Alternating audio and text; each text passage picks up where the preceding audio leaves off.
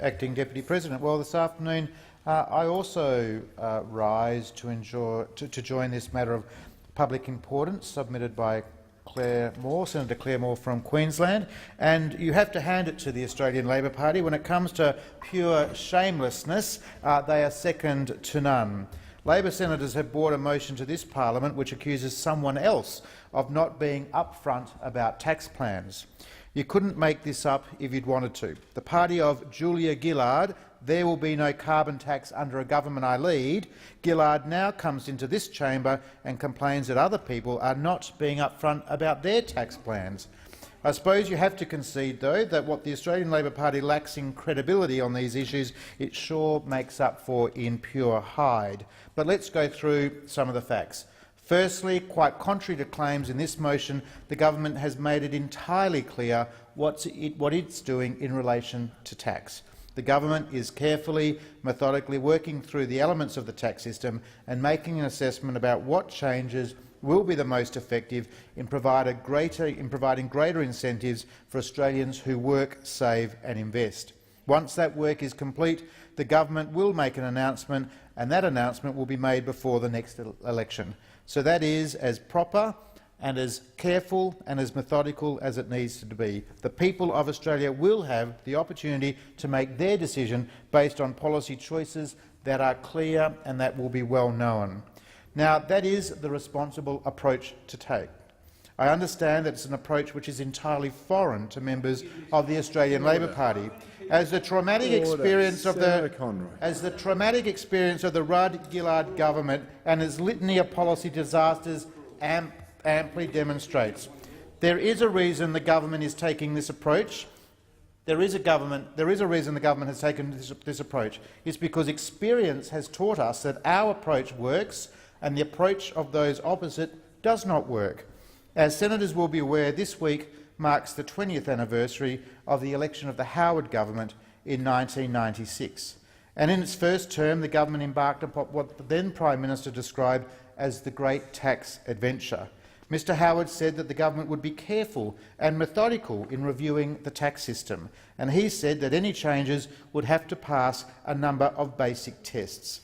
Mr Howard said that changes must generate more employment, must help boost exports and must generate higher living standards. He said the tax changes must encourage risk-taking and must provide greater economic incentives. All of which sounds very much to me like what the current Prime Minister has been saying for the past week, that the government is committed to tax reform measures that, and I'm quoting now, will be both fair and provide greater incentives to work, save and invest. As we all recall, the Howard government undertook that detailed work over the course of its first term, just as the coalition government has been doing. So, on the 13th of August 1998, John Howard and Peter Costello announced a significant tax reform package. Just over 2 weeks later, on the 30th of August 1998, John Howard called a federal election for the 3rd of October of the same year. It's a campaign I recall well, having had the privilege of being on his staff at the time. But so for all the hysteria we hear from the Labor Party in this place, it turns out that in fact this government, is following a well-established precedent. The coalition makes no apology for taking its time to get the detail right, because the damage that can be done by the alternative approach is one that was on full display over the 6 years of those Labor years when those opposite were in government. The Rudd-Gillard government made a good many promises on taxation, just as they made a good many promises about delivering budget surpluses, and in neither case did Labor's good intentions amount to anything. The last Labor government introduced tax increases and also abandoned tax cuts it had promised prior to the election. That stands in marked contrast to the record of the Howard government, which announced tax cuts in 1998, again announced tax cuts in 2003, again announced tax cuts in 2004 and 2005, and again announced tax cuts in 2006 and 2007, all the while delivering surplus budgets and paying off the $96 billion in debt that had been inherited from the previous Keating Labor government. This coalition government is now being criticised by the people who spent $80 million on a wide-scale tax review system known as the Henry Tax Review, and then proceeded to ignore the bulk of what that review found. And all the while, the Prime Minister and the Treasurer of the day, still the member for Lilley, fought between themselves over the release of that tax report, as many of us watched when we recalled watching the killing season on ABC TV last year. In Labor's last term in office, it's going to be remembered for anything aside from its horrific legacy of debt, then it surely will be remembered for the endeavours or lack of endeavours, as it turned out, in the field of tax. So let's just turn specifically to two tax initiatives of the previous Labor government and why they demonstrate more clearly than anything else why Labor can't be trusted on the issue of tax and tax reform. Remember the mining tax. People in my home state of Western Australia certainly do. A tax that was designed to slug an industry that is absolutely crucial to the economic growth of Western Australia, and introduced by a Labor government because it had blown the budget surplus and had to find some means of plugging that budget hole. As if Labor's motivation wasn't bad enough, its methods were even worse.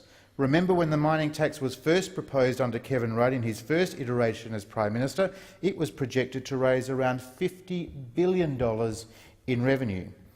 The version of the tax that Julia Gillard cobbled together saw a significant write-down of that projection to $26.5 billion, a notable reduction but still a significant amount of revenue.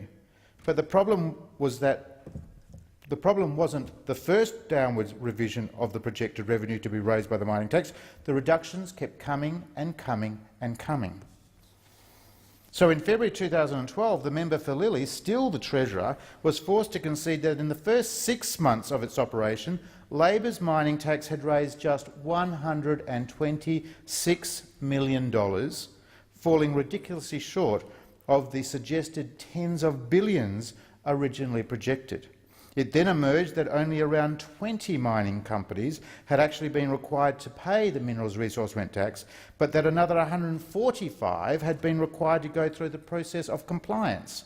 That is, enduring the time and expense of employing accountants, lawyers and other various advisers and submitting teams of paperwork, all for a tax they were not actually required to pay. This, apparently, was the Labor Party's idea of good economic policy. Ultimately, Labor's mining tax raised around $400 million in total over Labor's period at office. That's $26.5 billion projected to be raised, and a paltry $400 million was in fact raised. Of course, we also had tax debacle number 2, and that, of course, was the carbon tax, the tragic history of which time does not permit me to repeat in great detail this afternoon. Suffice to say, of course, that the carbon tax was also so poorly designed that it too brought in significantly less revenue than the Gillard government projected it would. Anger over the carbon tax and the deceptive way the former Labor government introduced it is a major reason why Labor is in opposition to today. But have we heard an apology? Have we heard an apology for the carbon tax? Have we heard an apology for the Minerals Resource Rent Tax? Far from it. Indeed, and I know why Senator Bilyk wants to sort of interrupt me. Indeed, what we know from media reports last year is that there is now a significant push within the Labor Party to bring back the carbon tax if Labor wins the next election. In fact, the proposal is for a twin carbon tax. Apparently the problem wasn't the carbon tax, the problem was that there should have been 2 of them. One for the electricity industry and one for everybody else. Now, I know Mr Shorten rushed to deny these reports, but his denials aren't emphatic enough. They are not convincing. There are those in the Labor Party who are determined to bring back this tax, and Australians know that Mr Shorten isn't strong enough to stand up to them. And just this month we had another example of Labor's tendency to fudge the numbers when it comes to tax. This time it's regarding Labor's announcement of its plans to increase tobacco taxes.